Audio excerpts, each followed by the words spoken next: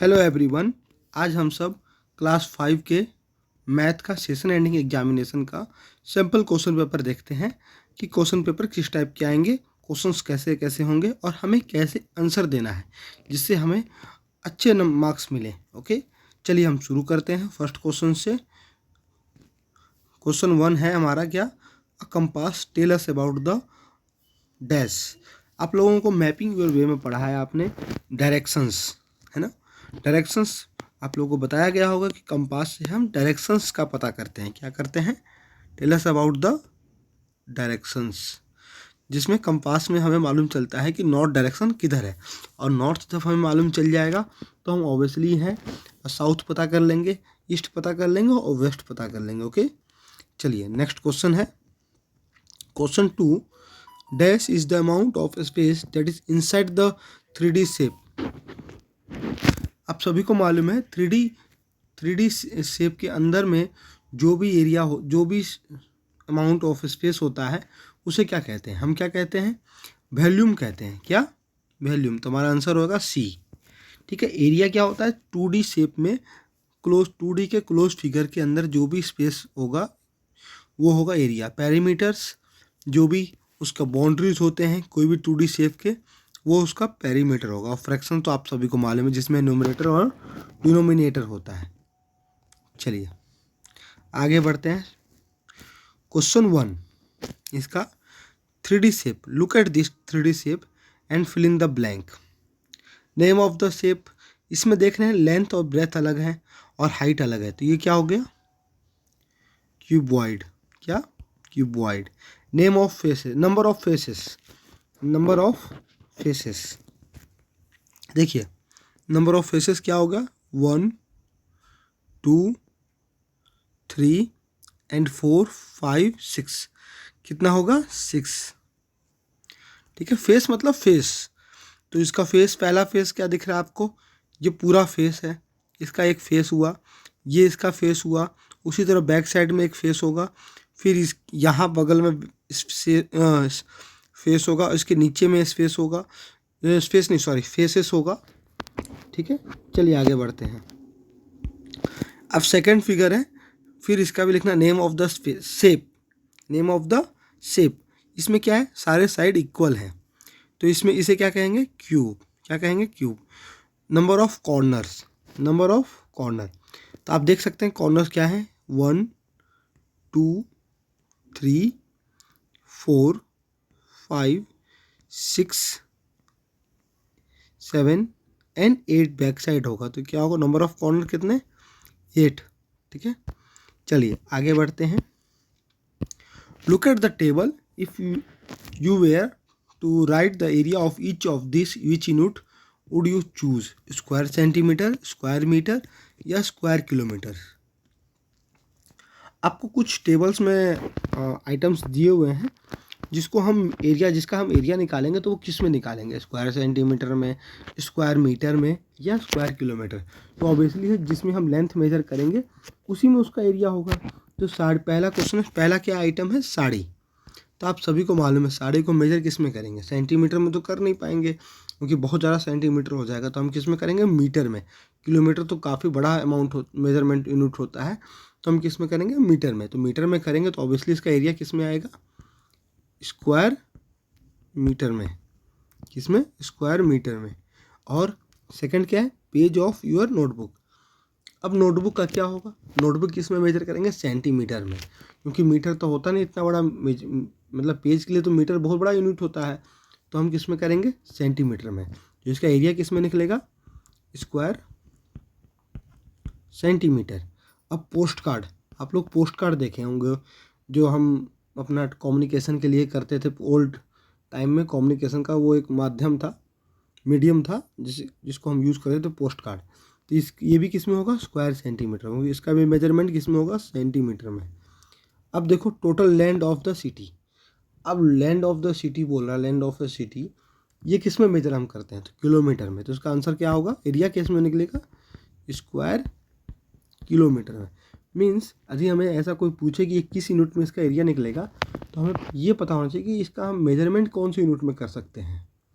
ठीक है, यदि जिस यूनिट में मेजरमेंट करेंगे लेंथ का उसी में इसका एरिया भी निकलेगा। चलिए आगे बढ़ते हैं। अब fill in the blank in the given table.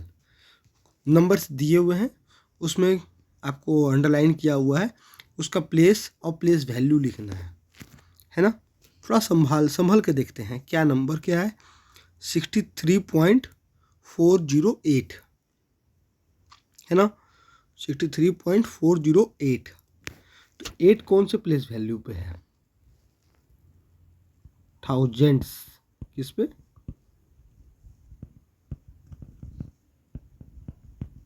Last में क्या लगाएंगे? TH।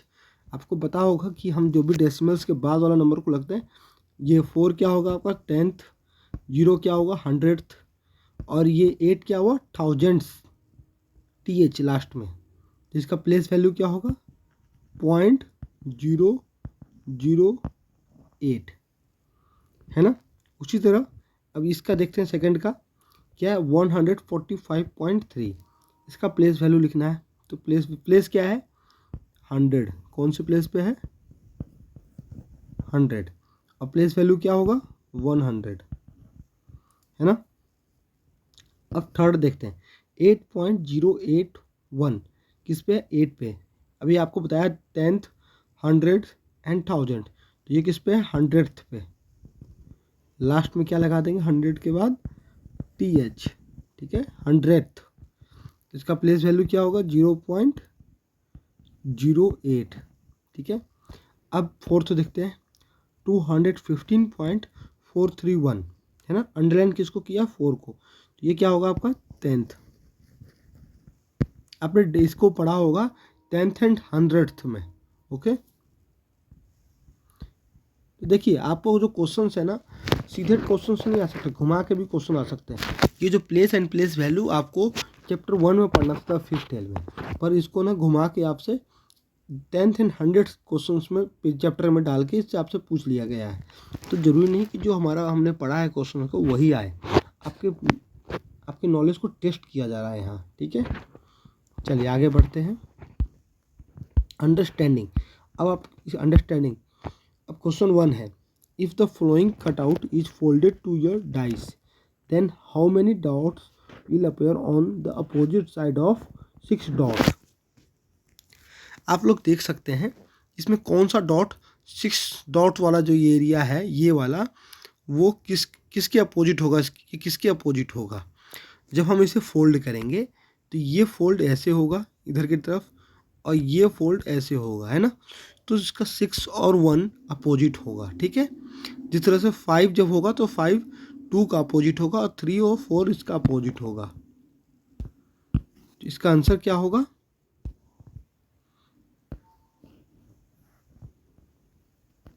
1 डॉट, ठीक है। आप लोग इसको ना पेपर कट करके भी देख सकते हैं, इसी तरह डिजाइन बना के क्यूब बनाएंगे ना तो आपका डाइस में आंसर आ जाएगा, ओके। अब देखते हैं choose the best story problem. ये आपके way to multiply and divide में था क्वेश्चन, लास्ट पेज में थे ये सारे questions. A shopkeeper has 204 eggs. He put them in a egg tray. Each tray has 12 eggs. अब ये आपको एक तरह से प्रॉब्लम्स मतलब गिवन दिए हुए हैं। अब इसमें से क्वेश्चंस क्या क्या पूछ सकता है। पहला क्वेश्चन है how many more egg will he need, तो ये तो हो नहीं सकता। How many fresh egg does he sell, ये भी नहीं होगा। How many eggs tray does he need, मतलब एक ट्रे कितने उसको नीड है ना। तो हम ये निकाल सकते हैं, जैसे आपके पास टोटल एग्स दिए हुए हैं और एक ट्रे में कितने एग हैं 12, तो ऑब्वियसली होगा क्वेश्चन क्या हो सकता है, इसका सही क्वेश्चन कौन सा होगा, ये वाला, कि उसको टोटल ट्रे कितने चाहिए, है ना। तभी तो ट्रे कितने चाहिए तो कैसे निकालेगा वो, 204 डिवाइड बाई 12। इसको डिवाइड करके देखते हैं कितना आता है, कितना आएगा 1 एंड 84 है ना, 8 बच जाएगा रिमाइंडर तो 84 हो जाएगा। 84 हो जाएगा तो कितना आएगा 17, मतलब चाहिए कितना इसका आंसर 17 ट्रे। बट हमें इसमें आंसर नहीं निकालना है, इसमें हमें क्या करना है, कौन सा इसमें से तीनों में से क्वेश्चन कौन सा इस पर एग्जैक्ट फिट होता है। तो एग्जैक्ट कौन सा सही अप्रोप्रिएट क्वेश्चन क्या होगा इसका, how many eggs tray does he need, okay. चलिए आगे बढ़ते हैं। Read the map carefully and right the answer. अब आपके मैपिंग यूर वे में आते हैं। आपके पास एक मैप दिया हुआ है जिसमें देख रहे हैं इंडिया गेट का मैप दिया हुआ है, जिसमें नेशनल स्टेडियम है, चिल्ड्रंस पार्क के बारे में दिखाया हुआ है और कई सारे एंगल्स के आपको दिखा हुआ देख रहे होंगे। ये एक एंगल दिख रहा है, एक ये एंगल दिख रहा है, एक ये एंगल दिख रहा है। ठीक है, क्वेश्चंस कुछ देखते हैं। Which of the given pair of road cut at right angles. कौन सा रोड है गिवन पेयर जो दिए हुए हैं हमारे पास, मानसिंह रोड, शाहजहां रोड, क्या ये राइट एंगल बनाते हैं? तो देखते हैं मानसिंह रोड कौन सा है। मानसिंह रोड ये रहा, मानसिंह रोड ये रहा और शाहजहां रोड ये रहा।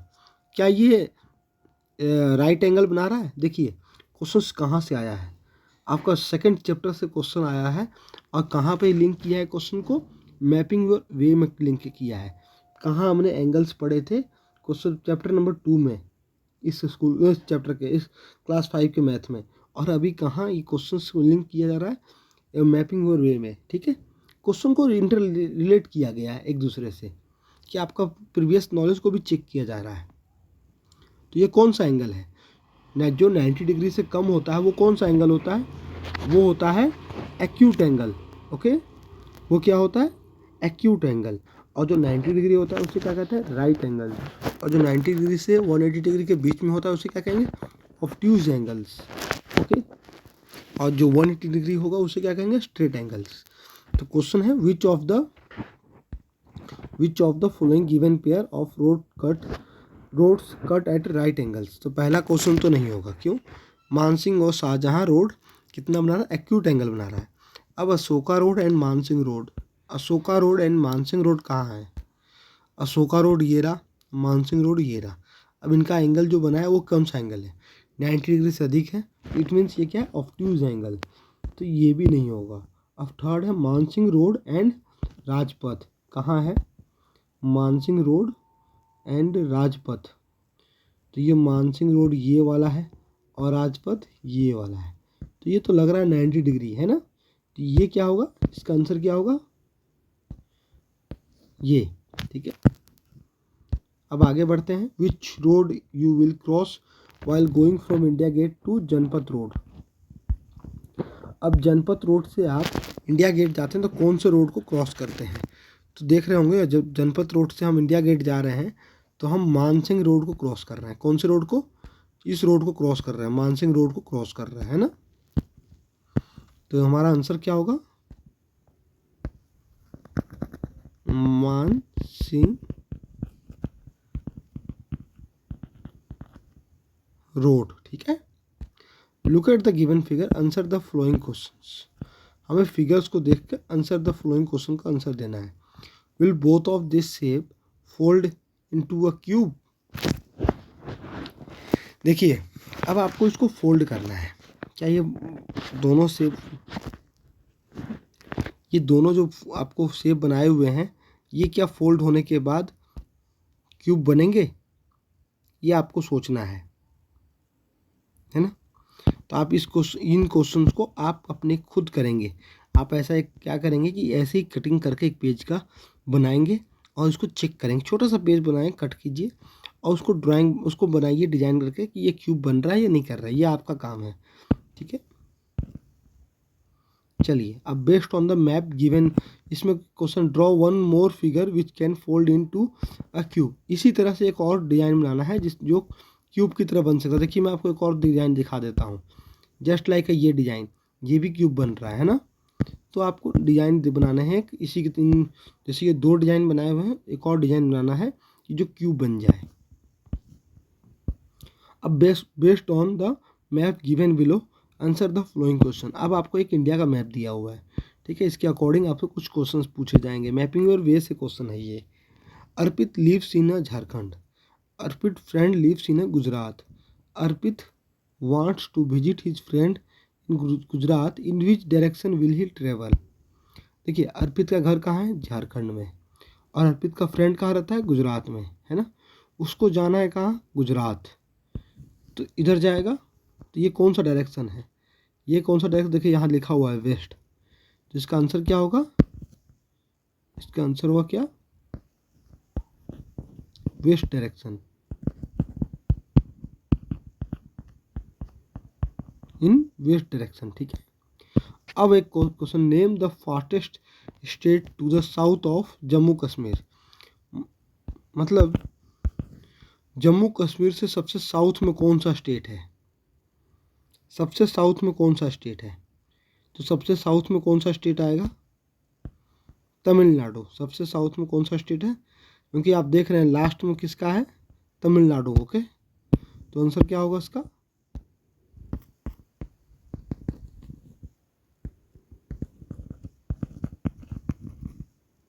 Tamil Nadu. And which state has the largest area, dash, Rajasthan और बिहार। अब देखिए आपने हाउ मेनी स्क्वायर पढ़े हैं, क्वेश्चन कैसे रिलेट कर किया जा रहा है, हाउ मेनी स्क्वायर से रिलेट है। अब देखिए राजस्थान और बिहार में एरिया देखना है। अब आप देख सकते हैं कि इसमें कितने क्यूब है राजस्थान में, 1 क्यूब, 2 क्यूब्स, 3 क्यूब्स, अप्रॉक्सीमेटली ये 4 क्यूब्स हैं, है ना, और भी छोटे छोटे कई क्यूब्स हैं। पर बिहार में देखिए सिंगल एक ही क्यूब बन रहा है ढंग से, वो भी पूरी तरह से कंप्लीट नहीं है, ये भी पूरी तरह से कंप्लीट नहीं है, ये भी पूरी तरह से कंप्लीट नहीं है। इससे क्या पता चल रहा है कौन सा स्टेट बड़ा है, राजस्थान, ठीक है। तो ऐसा जब भी हो तो हम उसके क्यूब काउंट कर लेंगे, जिसके अधिक क्यूब्स होंगे वो हो जाएगा अधिक एरिया वाला। जैसे एक और चीज़ आपको बता देता हूँ मैं, जब आपके पास ऐसे क्यूब होंगे उसमें ना अलग डिजाइन का, जैसे आपके चैप्टर में भी दिया हुआ था, लेग्स बनाए हुए होंगे जो प्रॉपर तरीके से नहीं डिजाइन, जैसे अभी आपका स्टेट का जो मैप था ना उसी तरह से वो लेग भी बना हुआ होगा। अब बोला जाएगा कि लेग ए और लेग बी किसका एरिया अधिक है, तो आपको उनके क्यूब देखने होंगे, कौन कितने क्यूब को कवर कर रहा है, उसके अनुसार हम इसके एरिया पता करेंगे, ठीक है। Which state has the maximum land border with the sea. अब आपको पता करना है कि किसका, जो कौन सा स्टेट है जिसका लैंड बॉर्डर विद द सी किसका अधिक है, ठीक है। तो हम देखते हैं यहाँ, देखिए सबसे अधिक लैंड बॉर्डर किसका है, गुजरात का। क्यों, देखिए दिखने में गुजरात छोटा लग रहा है और आंध्र प्रदेश का बॉर्डर बहुत लंबा लग रहा है ना, बट गुजरात का क्या खासियत है, देखिए इधर गया, इधर से इधर गया, इधर से इधर गया, मतलब ये तिरछा तिरछा होकर काफ़ी घूम रहा है, ठीक है। तो सबसे अधिक लैंड बॉर्डर किसका होता है, गुजरात का। ये आप सभी याद रखिए, ये एक एज ए जीके का क्वेश्चन है, ये आपको सैनिक स्कूल के एग्जाम में भी काम आएगा। यदि कोई क्वेश्चन पूछ सकता है इंडिया में सबसे ऐसा स्टेट का नाम बताए जो सबसे अधिक लैंड बॉर्डर विथ सी करता है तो उसका आंसर होगा क्या, आपका गुजरात। क्या, गुजरात, ठीक है। क्या है, सॉरी स्पेलिंग थोड़ा सी मिस्टेक हो गई, क्या है,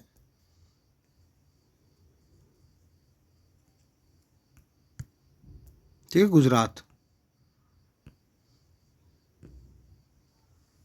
फिल इन द ब्लैंक। अब आते हैं फिल इन द ब्लैंक। हाँ यस, मिस्टेक है, मैप में कुछ शायद से स्पेलिंग मिस्टेक है, गुजरात नहीं है, गुजरात है, ठीक है। मुझे इसमें कन्फ्यूजन हो गया गुजरात देख के, बट इसका सही है गुजरात, ठीक है। चलिए आगे बढ़ते हैं। एबिलिटी टू कंप्यूट, अब फिल इन द ब्लैंक आपको वे टू मल्टीप्लाई में देखा होगा आपने, इस ऐसे नंबर्स को मल्टीप्लाई करते हुए। तो क्या है, जब हम ऐसे नंबर लिखते हैं 21, 32 को उन्होंने क्या किया 30 + 2 और 21 को 20 + 1, ठीक है। अब 30 को 20 से मल्टीप्लाई किया, ठीक है, जो आंसर आया वो, और फिर 30 को 31 से मल्टीप्लाई किया 30, उसी तरह 2 को 20 से मल्टीप्लाई करेंगे तो क्या आएगा 40, और 2 को 1 से किया तो कितना है 2, ठीक है। अब यहाँ देखिए क्या है लिखा हुआ 40, हमने यहाँ फिल कर दिया, और 600 + 40 कितना हुआ 640 + 30 670, तो आंसर आएगा 672, ठीक है। आप ऐसे कर सकते, देखिए होता क्या है, जब आपके पास 30 दिया हुआ है, 2 दिया हुआ है और इधर 20 दिया हुआ है, इधर 1 दिया हुआ है, तो हम जो भी नंबर्स होंगे ना, तो पहले हम क्या करेंगे, इस 30 और 20 को मल्टीप्लाई करेंगे तो आया 600, ठीक है। फिर हम क्या करेंगे 30 को 1 से मल्टीप्लाई करेंगे तो यहाँ लिखेंगे 30, उसी तरह 2 का 2 से 20 को मल्टीप्लाई करेंगे तो यहाँ लिखेंगे 40 और 2 को 1 से करेंगे तो 2। ठीक है, चलिए अब आप देख सकते हैं ऐड द फ्लोइंग। डेसिमल्स को ऐड करना सिंपल है, जैसे हम नॉर्मल नंबर को ऐड करते थे वैसे ही हम इनको ऐड करेंगे। तो हम ऐड करते हैं, पर हाँ प्लेसेस पे रखिएगा हर नंबर को, हर डिजिट को।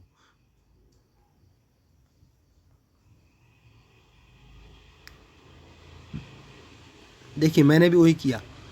7 किस पे है, वंस प्लेस पे है, तो 2 भी किस पे, वंस प्लेस पे। डेसिमल किसके ऊपर, डेसिमल, और जो 10th पे है वो 10th पे। अब हमें क्या करना है, प्लस, है ना। तो 0 तो 0, 7, 3 + 8 11, तो 1 बचा, 7 + 2 9 एंड 1 0 आ जाएगा, 10 हो जाएगा तो, और 1 + 1 हो जाएगा तो 20, है ना। और डेसिमल का डेसिमल, तुम्हारा आंसर क्या आ गया, 20.170। क्या आंसर रहेगा हमारा इसका, 20.170। ठीक है, इस तरह से आपको सॉल्व करना है। आप लोग सीधे आंसर लिख देते हैं कभी भी, देखते हैं पेपर में। अब आप लोग बड़े हो चुके हैं, क्लास 5 में जा चुके हैं, अब आप क्लास 6 में जाएंगे, तो प्लीज़ इस चीज़ों को ध्यान रखें। अब क्वेश्चन 1 है, the teacher collected the following data and made a table, study a table and answer the following questions. Teacher ने एक डाटा कलेक्ट किया है, ठीक है। अब उसको टेबल पे उन्होंने डाटा को टेबल बनाया है। अब उसके कुछ डाटा थे, उस पर फॉलोइंग क्वेश्चंस आपको पूछे जाएंगे। अब देखिए, help most in the house work. अब कौन कौन चिल्ड्रंस हैं जो क्या क्या हेल्प करते हैं अपने घर में। तो पहला, going to the market. Market जाने में कितने बच्चे हेल्प करते हैं, 37। Washing utensil 5, washing cloth 13, making and serving food 25, cleaning the house 20, है ना। अब क्या है, total children who said they help the parents, ठीक है। अब इनका टोटल निकालना है, क्योंकि ये सारे एक्टिविटी में डिफरेंट एक्टिविटी में हेल्प कर रहे हैं। तो टोटल स्टूडेंट है जो कुछ ना कुछ एक्टिविटी में हेल्प कर रहे हैं। तो इन्होंने क्या बोला, टोटल ऐसे स्टूडेंट का नाम बताओ, ऐसे स्टूडेंट का नाम बताओ जो हेल्प कर रहे हैं। ओके, तो हम इसको इन सबको ऐड कर देते हैं। 7 5 कितना हो गया, 12, 12 + 3 15, 15 + 5 20, ठीक है। 0 2 यहाँ से 2 बचा हमारे पास, 3 + 1 4, 4 + 2 6, 6 + 2 8, 8 + 2 100। Okay, total number of student कितने, 100। अब क्वेश्चन देखते हैं, what is the total number of children who are helping their parents in house work. 100 children, ठीक है। Calculate and find the statement that is true for the children who help in making और serving food. Making और serving food कितने हैं, 25, ठीक है। क्या बोल रहा है, इसमें स्टेटमेंट देखना है कि क्या वो सही स्टेटमेंट दे रहे हैं या नहीं दे रहे हैं। तो पहला क्या है, 1/3 ऑफ द टोटल चिल्ड्रंस। तो टोटल चिल्ड्रन कितने हैं हमारे पास, 100 इंटू 1/3 करते हैं। तो इसको हम डिवाइड करेंगे तो क्या आएगा, 33.33। तो कितने चिल्ड्रंस हैं मेकिंग और सर्विंग फूड वाले, 25। तो ये आंसर है नहीं, ठीक है। अब बोल रहा है half of the total children. Half का मतलब होता है 1/2, और टोटल चिल्ड्रन कितने हैं, 100। इट मीन्स डिवाइड करेंगे तो कितना आएगा, 50। 50 तो नहीं है, ठीक है। अब सी देखते हैं, थर्ड देखते हैं, 1/4 ऑफ द टोटल चिल्ड्रन। तो 1/4 इंटू 100,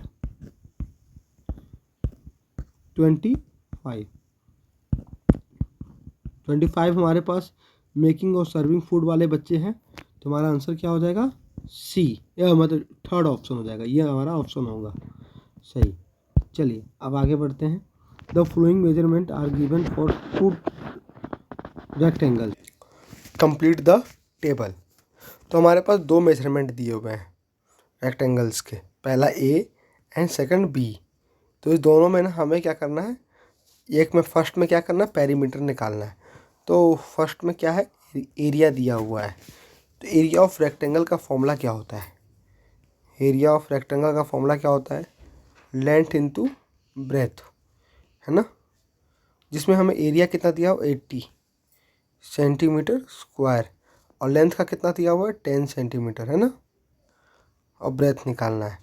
तो मैंने पहले ही बताया हुआ एरिया एंड पेरीमीटर के वर्कशीट में कि जो चीज़ हमें निकालना है उसको हम एक साइड कर देते हैं और बाकी नंबर को हम इधर शिफ्ट करेंगे, है ना। तो इधर क्या है मल्टीप्लाई में, इस साइड क्या है मल्टीप्लाई में, और इक्वल टू के अपोजिट साइड जाएगा तो क्या हो जाएगा डिवाइड।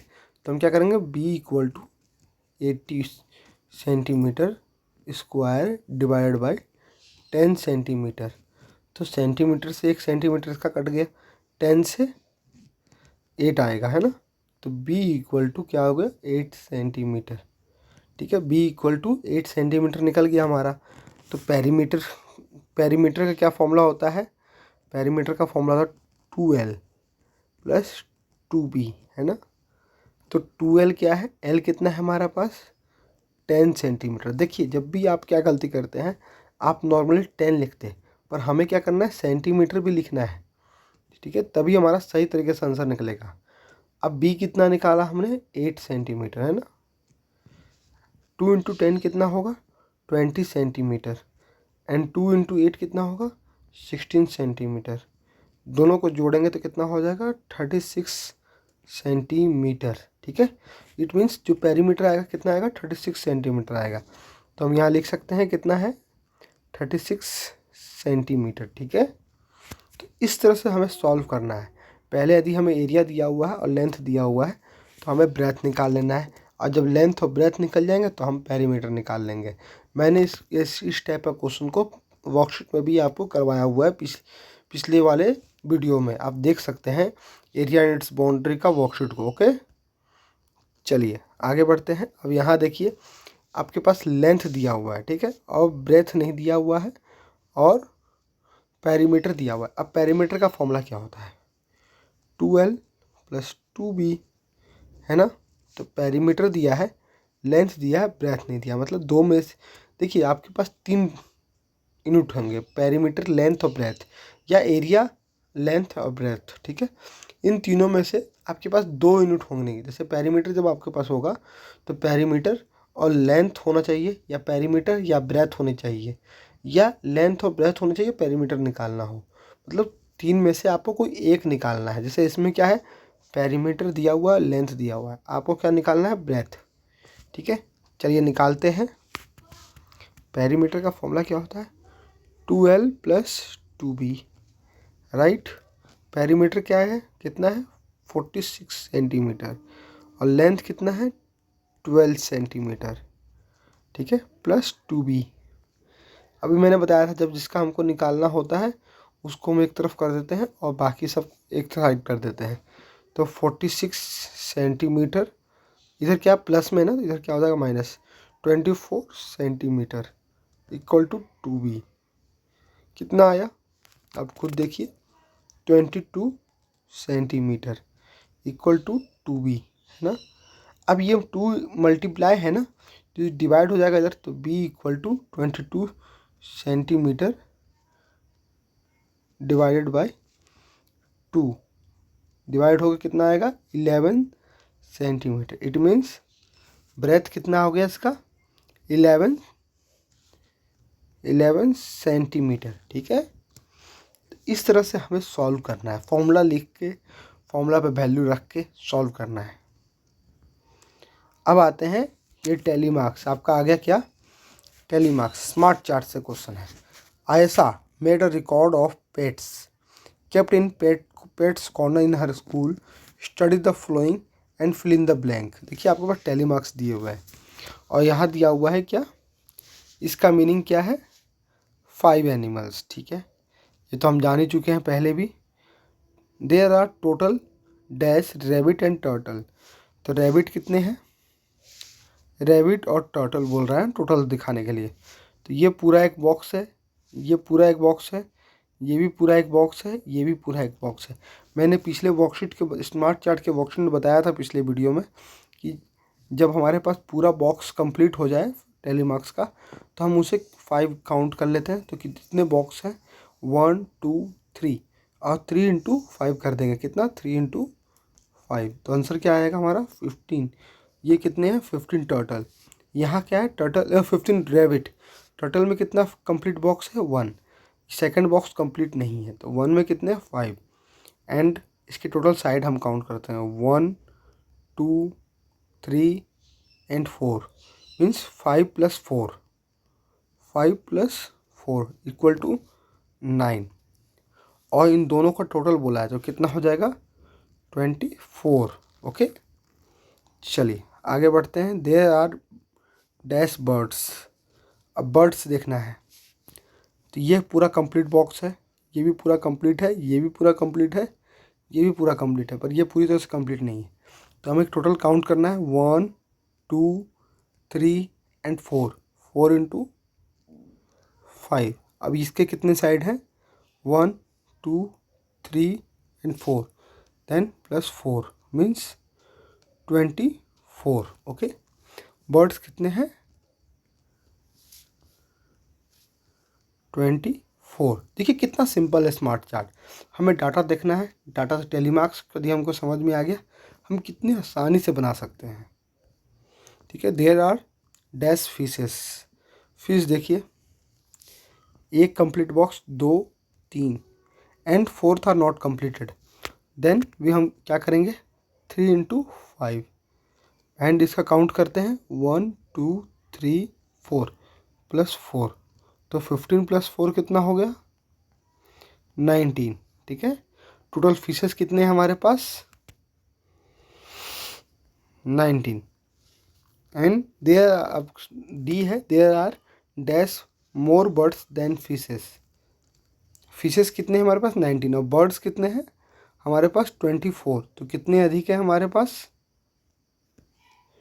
कितने मोर बर्ड्स हैं हमारे पास 5। ओके, चलिए क्योंकि हम देख सकते हैं 24 बर्ड्स थे एंड फिशेस कितने थे 19, तो कितना होगा 5। ओके, चलिए अब आगे बढ़ते हैं। प्रॉब्लम सॉल्विंग एबिलिटी, अब आपके पास वर्ड प्रॉब्लम क्वेश्चंस हैं। पहला क्वेश्चन है if volume of 6 marble is 8 ml, ठीक है, what will the volume of 24 such marbles.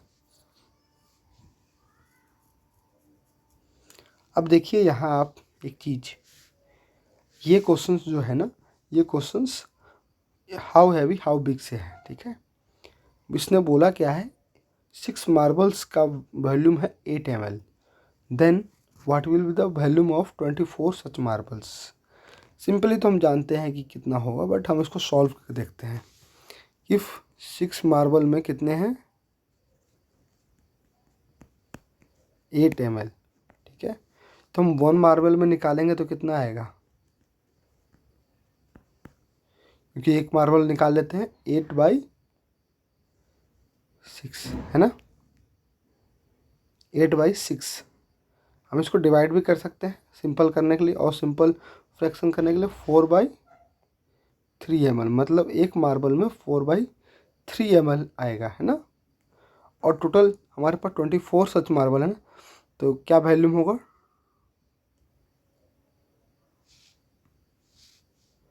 तो हम कैसे लिखेंगे वॉल्यूम ऑफ 24 मार्बल,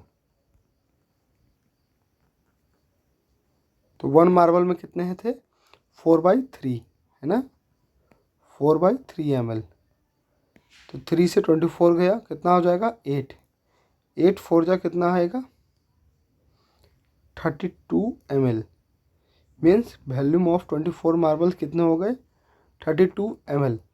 कितना आंसर आएगा, इसको सॉल्व करके क्या लिखेंगे 32 ml, सॉल्व करके लिखेंगे, सीधे आंसर नहीं लिखेंगे हम।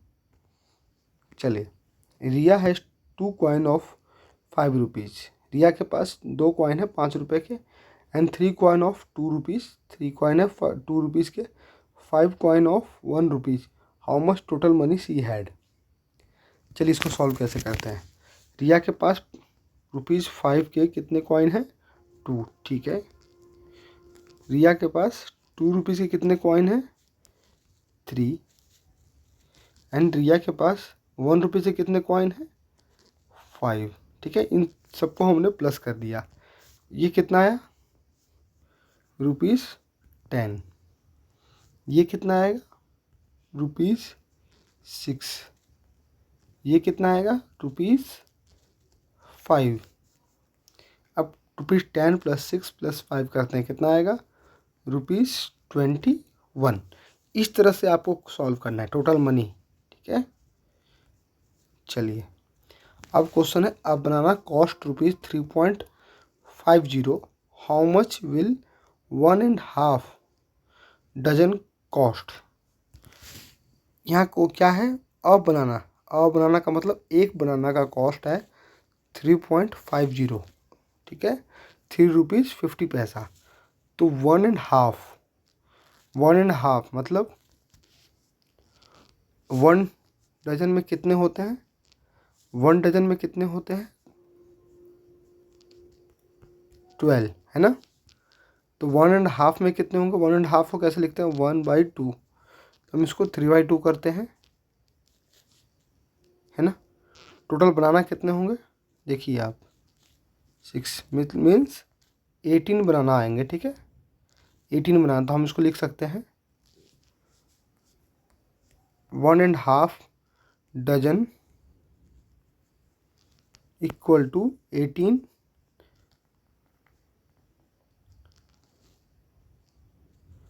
बनाना, ठीक है। एंड 1 बनाना का कॉस्ट कितना बताया अभी यहाँ पे, ₹3.50। देन कॉस्ट ऑफ 18 बनाना क्या होगा, ₹3.50 इंटू 18, है ना। तो हम क्या करेंगे 3.5 को 50 को करें या 0 को करें, हम 0 को मतलब नहीं होता तो क्या करेंगे 3.5 इंटू 18, ठीक है। नॉर्मल हमको मल्टीप्लाई करना है, हमको डेसिमल नहीं देखना है। 5 8 जा 40, 4 बजा 3 जा 24 28, ठीक है। 5 1 जा 5 एंड 3 0, 8 + 5 कितना हुआ 13, 6 आ जाएगा। अब देखिए डेसिमल के बाद कितने डिजिट है, 1 है ना। तो यह हम इधर से काउंट करेंगे 1, तो हमारा आंसर क्या आएगा 63.0, है ना। तो जो हमने कॉस्ट ऑफ 18 बनाना लिखा था, जिसमें हमने ₹3.50 इंटू 18 किया था, उसका आंसर क्या आएगा ₹63, ठीक है। चलिए अब आगे बढ़ते हैं। Weight of 5 rupee coin is 9 gram. 5 rupees coin का वेट कितना है 9 gram. A bag full of 5 rupees coin weight 9 kg, so how many coin does it have. ये बोल रहा है कि 5 रुपीज़ का जो कॉइन है उसका वेट कितना है 9 ग्राम। अब बताना है कि एक बैग है जिसमें 5 रुपये के कॉइन भरे हुए हैं, उसका टोटल वेट कितना है 9 kg, ठीक है। चलिए तो हमने क्या लिखा 5 रुपीज़ कॉइन, मतलब इसको हम ऐसे लिख देते हैं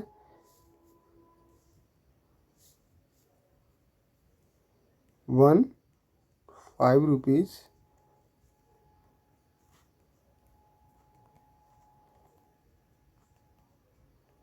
weight equal to 9 gram.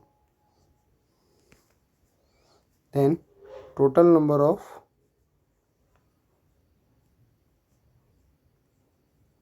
coin in 9 kg, ठीक है।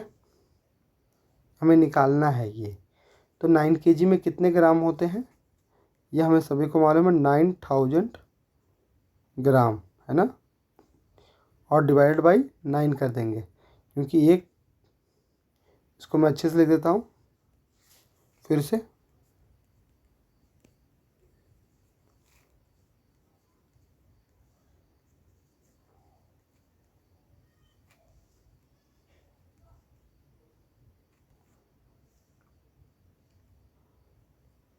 9 kg। अब इसमें ना 9 kg में कितने ग्राम होते हैं? 900 ग्राम, 9000 ग्राम है ना। और 1 रुपये में एक कॉइन में कितने हैं, कितना ग्राम हो रहा है? 9 ग्राम। जैसे आपको कह सकते हैं कि यदि आपके क्लास में ना एक आदमी का वजन 40 है, ठीक है, 40 kg वेट है, और टोटल आपकी क्लास में ना 300 kg वेट हो रहा है। टोटल 320 kg वेट है और सबका वेट सेम है। तो आप क्या करोगे? टोटल वेट से एक वेट को डिवाइड कर दोगे, है ना। उसी तरह से हमारा डिवाइड, ग्राम से ग्राम डिवाइड हो गया, हट कट गया, और 9 को 9000 से किया तो आंसर आया कितना? 1000 कॉइन्स। 1000 कॉइन चाहिए 5 रुपीज़ के, तब होगा 9 kg। ओके, चलिए अब आगे बढ़ते हैं। The table show the amount of salary fixed by 3 state. ये क्वेश्चन भी आपका वे टू मल्टीप्लाई से है। कुछ आपने मिनिमम वेजेस के बारे में पढ़ा था कि गवर्नमेंट डिसाइड करती है कि मिनिमम वेजेस कितने मिलेंगे लेबर्स को। तो राजस्थान में एक दिन का कितना मिल रहा है? 73 रुपीज़। मध्य प्रदेश में कितना मिल रहा है? 97 रुपीज़। एंड उड़ीसा में 75 rupees. Amit Singh is a worker in Rajasthan. If you work for 3 weeks on the farm, how much will he earn? मतलब अमित सिंह है जो वर्कर है राजस्थान में, वो 3 वीक्स काम करता है किसी लैंड में, मतलब फार्म में, तो उसे कितना रुपये मिलेगा? तो एक दिन का कितना है उसका? 73, है ना। और 3 वीक्स में कितने होंगे, कितने डेज होते हैं 3 वीक्स में? तो हम क्या करेंगे? 3 इंटू 1 वीक्स में कितने होते हैं? 7, मीन्स 21 डेज। तो हमें 21 डेज निकाल लिया। एंड देन हम लिखेंगे ही अर्न्स इन 3 वीक्स मीन्स 21 डेज इंटू 73। इसको जो मल्टीप्लाई करेंगे, कैसे करेंगे? हम यहाँ करते हैं 73 इंटू 21 को मल्टीप्लाई करते हैं। 3 एंड 7, 6, 4, 1, 3, 7 प्लस 6, 3, 1 बचा 5 एंड 1। आंसर आएगा ₹1533। ठीक है, हम इसको ना इस वाले को रफ में बगल में ही शो करेंगे कि हमने मल्टीप्लाई किया है, तभी वो टीचर जानेंगे कि हाँ इन्होंने मल्टीप्लाई करके आंसर लिखा है। ओके, इस तरह से हम सॉल्व करेंगे। चलिए, ये तो हो गया, इसका ₹1533 आ गया। अब how much more will a worker in Madhya Pradesh get than a worker in Orissa after working for 30 days. देखिए, इस क्वेश्चन को मैंने ना एक अपने पिछले वीडियो में बताया 2 तरीके से। एक तो आप ना मध्य प्रदेश और उड़ीसा के वर्कर का वन डे का डिफरेंस निकाल लो, और नहीं तो आप क्या करो, टोटल मनी अर्न का दिखाओ, दोनों को अलग अलग निकालो एंड देन माइनस करो। तो हम सिंपल वे देखते हैं। हम क्या करते हैं, इन दोनों को माइनस करते हैं कि कितना इन दोनों में अंतर आता है। वन डे का कितना डिफरेंस है मध्य प्रदेश और उड़ीसा में, तो हम देखते हैं कितना आएगा। 22 पर डे का डिफरेंस है ना। और वो टोटल वर्क कितना कर रहे हैं? 30 डेज। तो मध्य प्रदेश का वर्क कितना?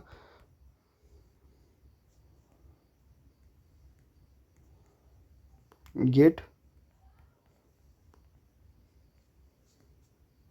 इन 30 डेज। तो वन डे का कितना था? 22, है ना। तो 30 से मल्टीप्लाई कर दिया हमने इसको 22 को। आंसर क्या आएगा? देखिए लास्ट में 0 है, तो 2 3 जा 6 एंड 2 3 जा 6। डिफरेंस आएगा कितना अधिक मिल रहा है उसके वर्कर को? 660 रुपीज़। ठीक है, इसके 2 तरीके, यही तरीके हैं। सबसे सिंपल तरीका है कि पहले हम एक दिन का डिफरेंस निकाल लेते हैं और देन जितना दिन उसने वर्क किया है दोनों ने, उससे मल्टीप्लाई कर देते हैं, आंसर आ जाएगा हमारा डिफरेंस का। अब यहाँ तक आपने देख लिया, ये क्वेश्चंस जो मैंने आपको सॉल्व कराए ये बहुत आपको हेल्पफुल करेंगे आपके आने वाले सेशन एंडिंग एग्जामिनेशन में, और आपको तैयारी करने में भी आसानी होगी कि कौन से क्वेश्चन को किस तरह से सॉल्व करें। और आपने देखा कि ये टर्म 2 का एग्ज़ाम खाली केवल टर्म 2 के चैप्टर से नहीं आ रहा है, ये आपके टर्म 1 के चैप्टर से भी कुछ क्वेश्चंस हैं जो रिलेटेड हैं दूसरे चैप्टर से, जैसे angles, cubes, the fish tail का प्लेस एंड प्लेस वैल्यूज़, ठीक है। डायरेक्शंस ये सब आपके ना पिछले चैप्टर से रिलेट किए हुए हैं, तो आप लोग इसको अच्छे से पढ़िए और मैथ को ना आप सॉल्व करके आंसर निकालें, सीधे आंसर ना लिख दें, जिससे टीचर्स को आसानी हो चेक करने में कि आपने सही से समझा या ऐसे ही लिख दिया आंसर।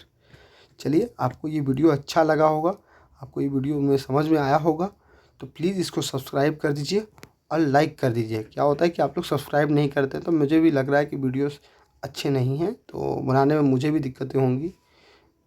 ठीक है, तो आशा करते हैं आप लोग इसको ज़रूर सब्सक्राइब कीजिएगा। चलिए, थैंक यू, ओके, बाय।